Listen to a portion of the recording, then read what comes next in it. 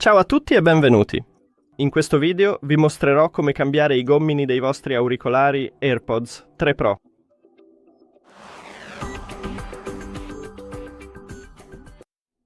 Dovete iniziare rimuovendo i vecchi gommini.